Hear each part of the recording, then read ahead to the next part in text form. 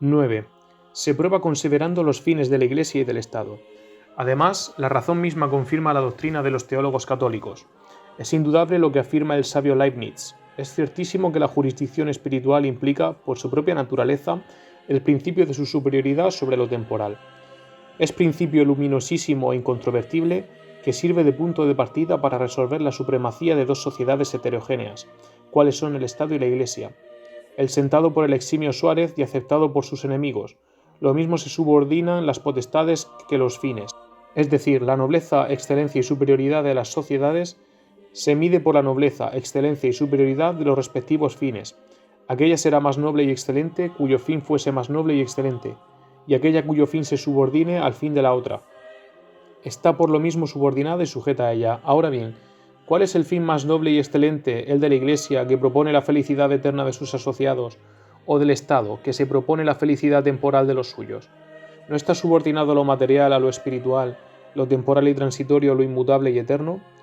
No es católico, dice un ilustrado autor, ni cristiano, ni creyente siquiera, sino materialista y ateo en último grado, quien vacile en la contestación de esta pregunta. Y en efecto, el materialismo y el ateísmo son las consecuencias lógicas del autonomismo del Estado. No desechan estas consecuencias los defensores del liberalismo político, antes bien las aceptan. Mas siendo no solo materialista, sino abiertamente absurdo y contradictorio, afirmar la supremacía de lo corporal y terreno sobre lo espiritual y eterno para evitar la contradicción, propagan que el fin último del hombre es material y no espiritual. A la verdad, cuando esto afirman, proceden también lógicamente. ¿Cómo concebir al Estado cual asociación suprema y absolutamente independiente, sin restringir los destinos del hombre a la órbita de la vida orgánica y material? La sociedad se califica, según lo hemos visto, por el fin a que se ordena, y de consiguiente aquella será suprema que tienda a un fin absolutamente supremo. Luego, asentar que la sociedad civil es absolutamente independiente es afirmar por lo mismo que su fin que la felicidad es material y temporal. Es el fin último del hombre, que aquí se terminan los destinos humanos y nada hay más allá de la tumba, que el hombre puro polvo y materia. Ha de resolverse en la materia. Pulvis est in pulverem revertis. Y a la verdad el materialismo más repugnante es en teoría el sistema favorito de los sostenedores de la independencia absoluta del Estado, así como lo son en la práctica el utilitarismo y el epicureísmo, consecuencias necesarias del materialismo.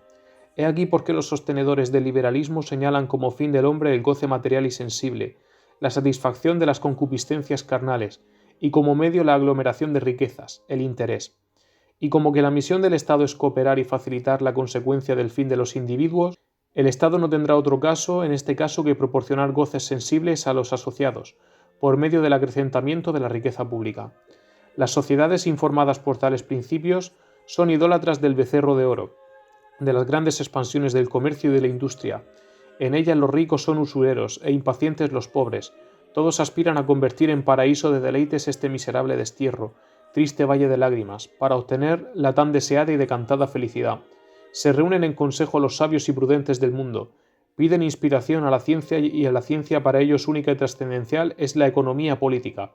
Los principios postulados de esta ciencia se reducen a uno solo, que es el axioma de la sociología contemporánea. Para que todos seamos felices es necesario que desaparezca la miseria y desaparecerá el día que la riqueza se aumente y crezca hasta la altura de nuestras necesidades y deseos. La producción indefinida de la riqueza es el medio del que dispone el Estado para hacer felices a los ciudadanos. Medio torpe e inmoral que, sin virtud para resolver la cuestión que pretende, llena, en cambio, el mundo de crímenes y bajezas sin tasa, sembrando por doquier la disolución y corrupción más espantosa, sin respetar osado ni el templo de la ciencia, ni el santuario de las artes, ni las gradas del trono, ni los bancos de los ministros, ni los escaños de los parlamentos. A tales abismos conducen la lógica y los hechos a los sostenedores del liberalismo político. ¿Quién no ve aquí cumplirse al pie de la letra aquella amenaza tremenda que por boca de Samuel lanzaba el Señor? Qui contendum me eran et erum ignobiles, los que me desprecian serán llenos de ignominia. O bien aquella otra sobre la que lloraba David. Homo qui nomen esset, non intellexit, sen comparatus et jumentis, incipientibus et similis factus esilis, aec via ilorum scandalum ipsis et postem in ores suo complacebum. El hombre constituido por Dios en alto honor no ha entendido su dignidad, se ha igualado con los jumentos insensatos y se ha hecho como uno de ellos. Tal proceder es causa de su perdición, y con todo habrá quienes se complacerán en alabarlo. 12. Contradicción en que incurre el liberalismo. Y ya que llegamos a este punto, no queremos pasar adelante, venerables hermanos, sin llamaros poderosamente la atención sobre una cosa que hiere de muerte al liberalismo. Y es que él, partidario tan entusiasta de la libertad humana, defensor acérrimo suyo, que no ha perdonado medio para entronizarla en el mundo, aun a trueque de lanzar de él a Dios. Él, que ha consignado con letras de oro en las constituciones de las naciones esa hermosa prerrogativa, que la ha estampado con sus estandartes cual signo de triunfo, y como si fuese una conquista del moderno progreso y de la moderna civilización. Él que hasta ha tomado nombre de esa tan decantada libertad, él concluye por negar y destruir lo que tanto ha decantado y ensalzado. Sí, venerables hermanos, porque si el liberalismo no puede defender, como acabamos de ver, su teoría favorita sin caer en materialismo, si los liberales además no rechazan consecuencia tan absurda, sino que la aceptan con entusiasmo y la aplican al gobierno de los pueblos, ¿cómo podrán defender la libertad humana? ¿Cabe la libertad de la materia siquiera sea organizada y viviente? ¿Qué filósofo serio podrá atribuir libertad a lo que carece de inteligencia y voluntad?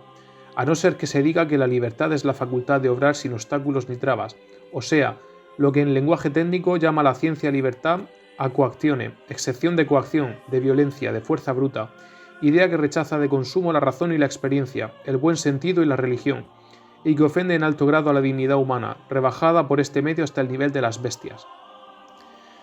A estos mentidos defensores de la libertad les ha pasado lo que sucede casi siempre a los detractores y calumniadores que caen en el mismo defecto que anatemizan y condenan los que son acaso inocentes. Lo que sucedió a Cusi, hijo de Yemeni, según el real profeta. Incidit foveam quam fecit, cayó en la misma fosa que él hizo. Así estos se habían aprestado para combatir a la Iglesia, o como enemiga de la libertad humana, para reemplazarla a ellos con sus abigarrados ideales, y ha sucedido que, precipitados por su necedad y orgullo, han venido a negar la libertad, y los que igualan al hombre a su criador han venido después a asemejarle a las bestias y a las aves, y los que pretendían sublevar los pueblos y los reyes contra el Señor y su Cristo, han encendido el fuego de la revolución en el seno de los pueblos, y han puesto en combustión las sociedades y los tronos, cumpliéndose así lo que de su enemigo continuamente decía David. El dolor que quiso ocasionar recaerá contra él y su iniquidad descargará sobre su cabeza. El liberalismo divide y pierde a la sociedad, pues no solo rebaja la dignidad del individuo y destruye la libertad, inmolándola en holocausto a la soberbia, sino que además la independencia absoluta del Estado, proclamada por los liberales, ataca el orden social en vez de engrandecerlas, y perturba por el contrario la vida de las naciones, las altera, las desconcierta, destruye su organismo y su vida. La sociedad civil no puede vivir ni subsistir independientemente de la Iglesia. El Estado autónomo no puede proveer, como debiera, al fin social y la sociedad se derrumba por su propio peso, pues hasta las ideas de autoridad y sociedad desaparecen bajo el imperio de teorías tan disolventes. Independientemente de la Iglesia, el Estado vese obligado a conceder un sinnúmero de libertades, incompatibles con el fin de la sociedad civil, y la cosa es clara. El Estado de por sí no es ni puede ser juez en materia de religión, luego no podrá menos que conceder la libertad de cultos. No puede erigirse en juez de la moral, luego no ayudado por la Iglesia ha de reconocer como derecho civil la libertad de conciencia. No es ni puede ser juez ni árbitro de las doctrinas, luego no puede negar a los súbditos la libertad de pensar, de enseñar y de escribir cualquiera doctrina por absurda e inmoral que sea, siempre que no se oponga a las primeras verdades del entendimiento y a las primeras prescripciones de la sindéresis. ¿Con qué derecho podría el Estado negar o restringir dichas libertades a los súbditos? Que a Dios le competa legislar en los entendimientos y conciencias de sus criaturas, lo comprendemos perfectamente. Que haya un magisterio infalible, instituido por Dios y que en nombre de Dios dogmatice e imponga sus enseñanzas a los hombres, es cosa lógica. Pero que un hombre, en representación suya, solo porque se crea más sabio o más práctico o más fuerte, quiera imponer a los demás la religión, las doctrinas y la ética que él profesa, es una tiranía contra la que protestan y se levantan de consuno el corazón y la razón. Ahora bien, podrá no diré prosperar, pero ni siquiera vivir una sociedad en que sean derechos invulnerables de los ciudadanos la libertad de religión, de cultos, de pensamiento, de imprenta, de enseñanza. En esta ocasión os exponíamos con más amplitud la imposibilidad absoluta de que haya orden, paz, tranquilidad y felicidad en semejantes sociedades. Allí demostramos que el libre pensamiento, o sea, la libertad de pensar, a quien siguen siempre las libertades antes dichas, es un horrible atentado contra la vida de las sociedades civiles. Ora se las considere en sí mismas o en cuanto que son reunión de muchos, ora en su principio regulador, que es la autoridad, ora en su fin, que es el bien común de los asociados. No. En las sociedades que tienen sus constituciones vaciadas en los moldes liberales, no puede haber unidad de pareceres, no puede haber unión y concordia de voluntades, no puede haber conspiración unánime y constante hacia el bien común. En esas sociedades, a la diversidad de pareceres ha de seguir la diversidad de aspiraciones, y donde no hay unidad de miras y concordia de voluntades, han de imperar las discusiones, las disensiones, las discordias, las violencias, las revoluciones. En esas sociedades, de consiguiente, ha de cumplirse al pie de la letra el dicho del profeta: está dividido su corazón, perecerán luego, o la sentencia más clara y terminante aún de nuestro Señor Jesucristo: todo reino dividido en partidos contrarios será destruido. Tales sociedades, por más que exteriormente ostenten prosperidad y gloria, por más que aparezcan ricas, fuertes, grandes, llenas de vida y energía, rebosando felicidad, están interiormente carcomidas por el gusano roedor de la discordia. Faltas de base sólida. Al menor empuje, con solo soplar sobre ellas el huracán de la revolución, se desploman estrepitosamente y desaparecen, como se desplomó y fue reducida a menudo polvo la estatua de la visión del gran Nabucodonosor. A pesar de su cabeza de oro, del pecho de plata, del vientre y los muslos de bronce, de sus piernas de hierro. A pesar de la estatura gigantesca y del aspecto formidable, luego que tocó su base, formada de elementos heterogéneos, la piedrecita misteriosa desprendida de la colina de la montaña vecina. Esta estatua, que según la exposición de Daniel, figuraba los 4 mayores imperios que durante su carrera ha visto el sol en el transcurso de los siglos, representa también la suerte reservada a los imperios y sociedades basadas en la soberbia humana, en la divinización del hombre y de la materia, cuyos imperantes en el paroxismo y de su orgullo se atreven a parodiar al insensato rey de Babilonia. Mueren y mueren derribadas por la insubordinación, corroídas por la discordia. He aquí la suerte reservada a las sociedades liberales. Las disputas, las contiendas, las disensiones, los partidos y los odios las dividen de tal modo que es en ellas imposible la paz, la tranquilidad y el orden que resultan de la concordia de los entendimientos y voluntades, así como en las sociedades cristianas. Si viven conformes al espíritu evangélico, se reproduce aquel prodigioso fenómeno tan admirable para los gentiles. Uno solo era el corazón y el alma de todos los creyentes en Jesucristo. Así, por el contrario, en las sociedades informadas por el espíritu liberal, dominan los disturbios, los motines, las asonadas y las revoluciones, precursoras de descomposición y de muerte. En vez de catus hominus jure sociatus, como los definían los antiguos, conviértese la sociedad en lo que la bella frase llama el Papa San León silvam frementium bestiarum et turbulissime profunditatis oceanum. No el fin social, sino el fin de la sociedad es el término fatal de teorías tan disolventes. Ah, qué justo y sabio es el Señor, venerables hermanos. Nadie viola impunemente su ordenación soberana. Al individuo prevaricador le está reservado el infierno. A la sociedad que solo vive en el tiempo se le aplica la pena correspondiente en la presente vida, y se le aplica como al individuo según aquella ley soberana. Por donde cada uno peca, por allí será castigado. Nuestras sociedades pretendían por llegar por el camino del liberalismo a una perfección altísima, y por el contrario, en castigo de su soberbia, han sido precipitadas en lo profundo hasta igualarse con las bestias. Aspiraban a progresar y prosperar en todo orden, y una ruina completa y total es el término fatal de sus soberbios ensayos.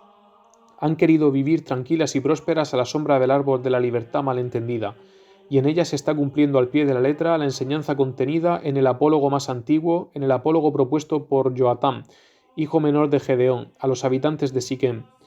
Colocado sobre la cumbre del monte Caricín, a voz de grito dijo: «Ciudadanos de Siquem, oídme, así os oiga Dios». Juntáronse los árboles para ungir rey sobre ellos, y dijeron al olivo: «Reina sobre nosotros», el cual respondió: «¿Cómo puedo yo dejar mi pingüe licor, del que se sirven los dioses y los hombres, por ir a ser superior sobre los árboles?» Dijeron pues a la higuera: «Ven y reina sobre nosotros», lo cual le respondió: «¿Debo yo abandonar la dulzura y suavidad de mi fruto para ir a ser superior sobre los árboles?»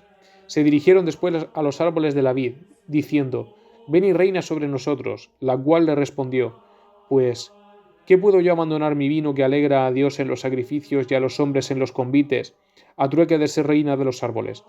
Finalmente los árboles dijeron a la zarza: «Ven y reina sobre nosotros», la cual le respondió: «Si es que con verdad y de buena fe me constituís en vuestra reina, venid y reposad a mi sombra, y si no, salga fuego de la zarza y abrase hasta los cedros del Líbano».